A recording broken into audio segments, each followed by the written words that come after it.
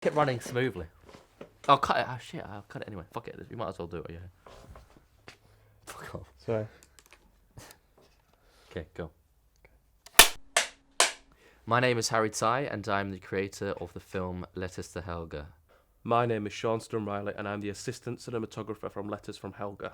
Yeah, I'm Jason Nesbitt, and I'm the sound recordist on Letters to Helga.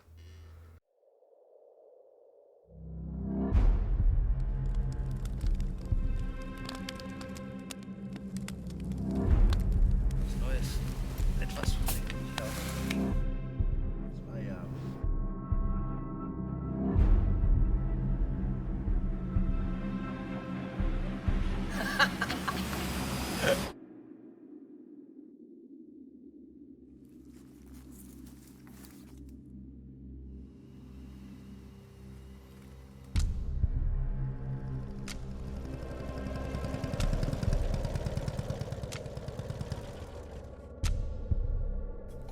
Domäne.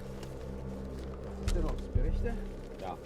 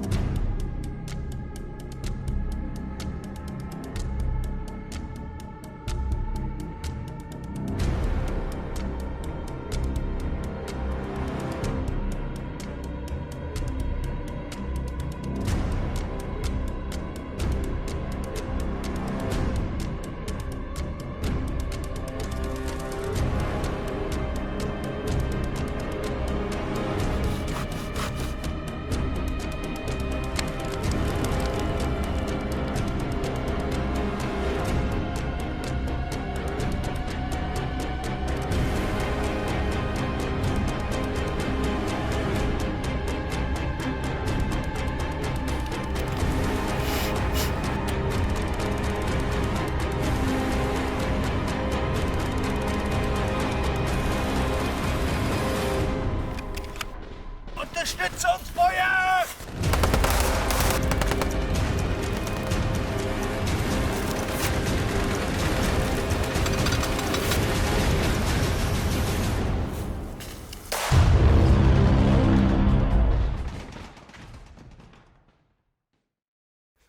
Letters to Helga is a short drama set in World War II, 1945, in the Rhinelands. It focuses on three central characters of Felix, Marshall, and Jackson. Jackson and Marshall are part of the US infantry, and Felix is part of the German infantry. What this film explores is it explores, love and friendship, and shows war in a way that we don't really seem to see it in. A lot of Hollywood films portray World War II, that all Germans, all the enemies of the Western Allies, as these villainous, Nazi killer machines, basically. And what this film really gets at is that everyone, no matter what side they were on, were all human, really, and not everyone were these villainous characters. So Felix is a staff corporal, and because it's 1945, he realizes that the war is pretty much finished. But because of his discipline that's been honed in throughout his army career, he stays with the unit, despite his views that he wants to leave to basically survive the war. So we follow his struggles as he writes to his wife, Helga. But what's interesting is that we see Jackson in the US infantry writing to this figure who we don't know who it is, but he seems to express himself through his writing rather than through his fellow companions in his unit.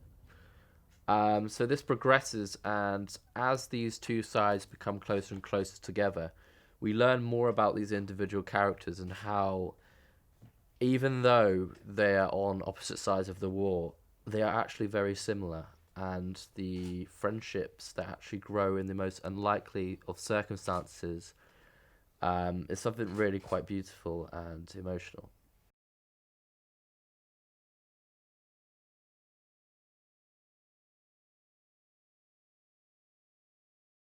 So Marshall, the character Marshall, is a young 18-year-old, fresh from home. Grew up with around the propaganda. His brother was killed in the Normandy landing, so he has this view as he enters the war that all these Nazis, these German, are all killers, are all horrible, and he's so eager to get his first kill, that elusive first kill that everyone goes on about.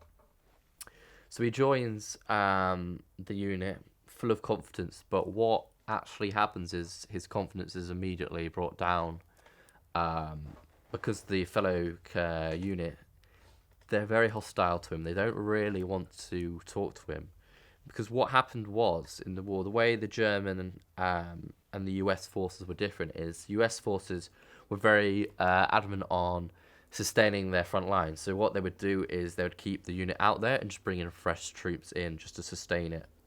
Whereas the Germans would take a unit off at a time, replenish the unit, then bring it back on. So what that happened with that is the US troops and the US forces, because they'd lost a lot of friends and stuff through the war, it wasn't that they didn't like them or anything. They were just scared to be friendly and be friends with them purely on the basis that they could lose them the following day.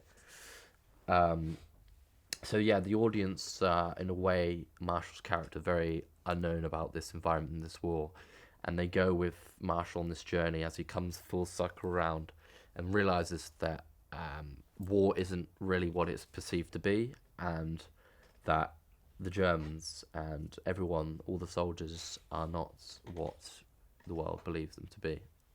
What drew me to the project is the heart of it. What draws anyone to any project, especially me, is just the general, the heart of the story. Forget all the other technical stuff. I want to make a film about emotion and heart, and that's the core thing that I think is prominent in Harry Ty's excellent short screenplay. What drew me to the project really? Harry sort of came towards me with the project, I think.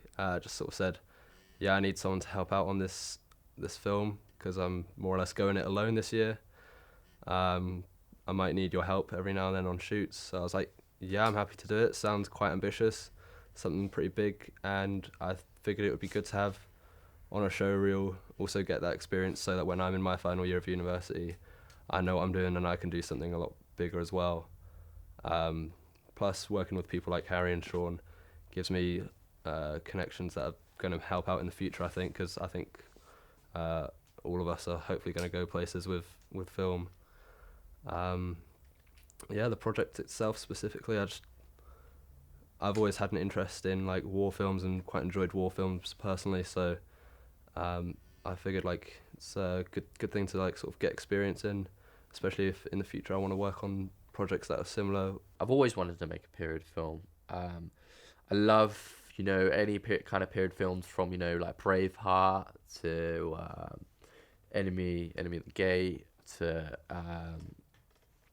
like Bridge over the River Kwai, all these kind of period films. I love the production value. I love the look of them.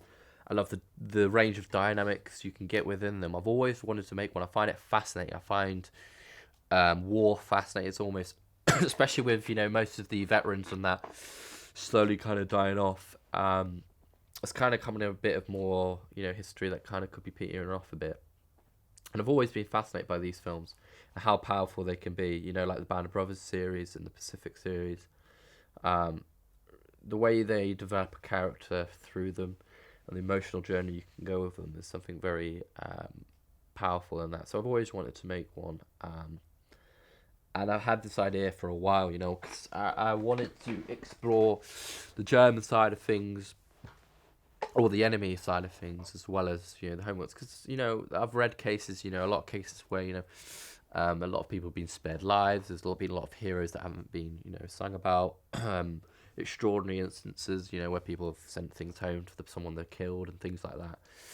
So I really wanted to explore that and really just test myself and what you can do on no budget. Really, it's kind of a showing of that. Really, what you can achieve if you work hard, you plan it right, you shoot it right. What you can create a period piece, on next to no budget.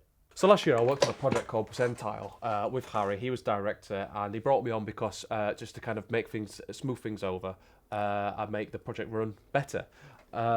So we worked on it together, and it was for a long time. It was me and him working intensely, just me and him on the project, and it was a big project. A lot of actors, a lot of locations, a lot of kit. Props were important. And for both of us to organise both of that logistically was quite complicated, but we both did it and it was successful, and the film was the best in its class. And since then we've worked on each of us smaller projects, and each one we've become closer creatively and closer. Our friendship has become better.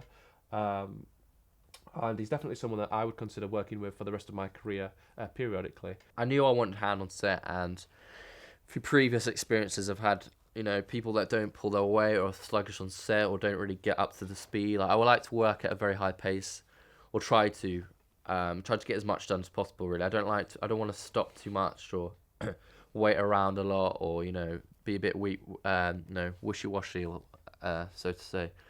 So I really, when picking my small crew for shoots and that, I really, you know, thought about who I wanted it. I wanted very specific people. So Sean Stone Riley, who I've got in as a cinematographer, and you know, general, you know, kind of production assistant as well on set, doing, you know, he can do a range of things.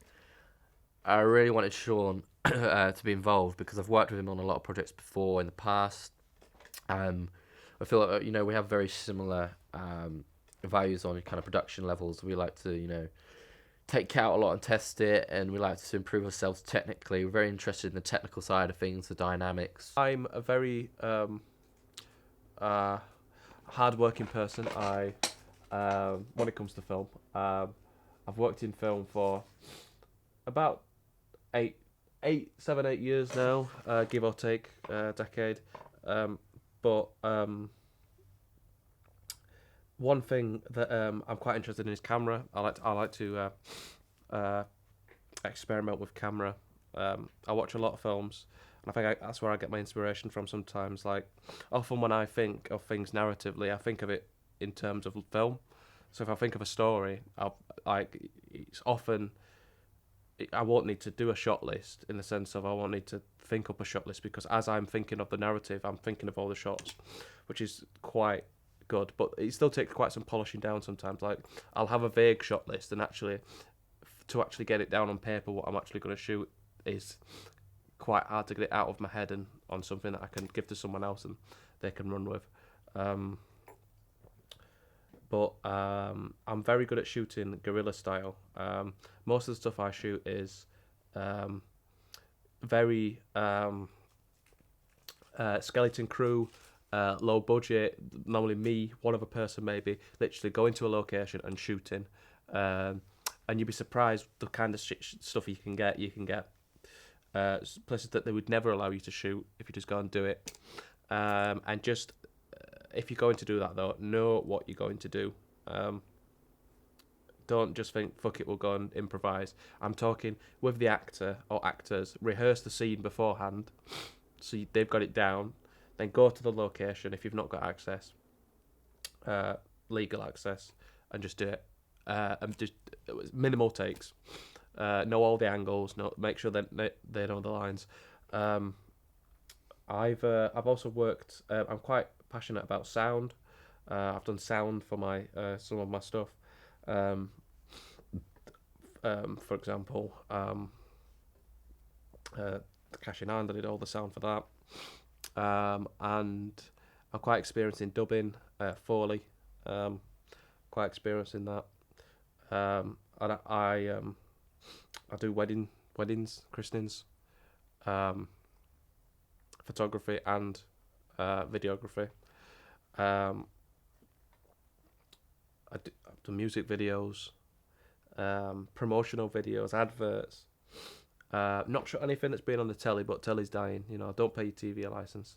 I remember when I first saw one of his work, it was we all did these films from Grindelwald or whatever. And my one I created with Margit was just, I wasn't that experienced at all in film, and it was very, very average. And when I saw his, I was kind of like, well, holy shit, basically, that, it was very professionally shot, even at that stage. So I knew he was someone that I wanted to kind of build a rapport with. So luckily that happened. And yeah, he's just very good with the camera, very technically, sound, very easy to rely on, which is what you want, especially on a small crew. You want people around you that you can rely on, that can really carry, take on, a number of different roles, really. If you're in a small crew, you don't want someone that can only do camera, can only do sound. You want people that can you record this to a high standard? Yes, I can do this and that. So you really need to surround yourself with the right people. So Sean, I know I can count on him. He can create, to a high standard. He can, do sound. He can do lighting. He can do, whatever I need him to do. And he's always up for it. And he's always around, say to him, sing him a message, can you come here this date, blah, blah, blah. Yes, sure, sound. And then we're away. And then with Jason, I met later on. I saw him kind of around editing and stuff, and I kind of picked on that he seemed to be around a lot. Me and Sean were always around. We were always in the editing suites. We're always editing stuff, creating, tweaking stuff. And we saw him a lot around, and I kind of picked up on that, and I thought, this guy seems to have quite a high work ethic, which is good. And we kind of built a good friendship up from there. And Jason seems to have, he's obviously not as experienced as me and Sean, because he's come onto it at a later stage, but he's got a very good talent for film. He's very good at storytelling and the technical side of it. So I think him being involved really, again, he's got a broad range of skills that I can utilise. And really, I'm very particular on who I want to work on. I want talented individuals. I want people that can bring stuff to me as well as I can bring to them. It's got to be a creative experience for us all, really.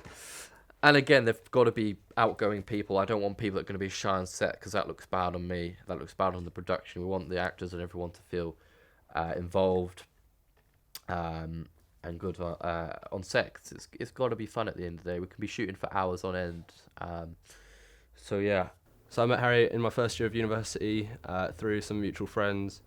We were both on different courses at the time, and I only met him like once that year, I think.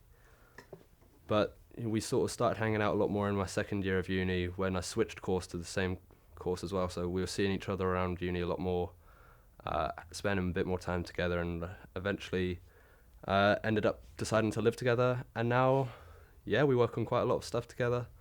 Go to the gym together. Just hang out. I really, yeah. Okay, I first met Harry. I can remember. I walked into a lecture and we were sat next to each other, and this is a very specific memory. But I didn't say a word to him, and he didn't say a word to me.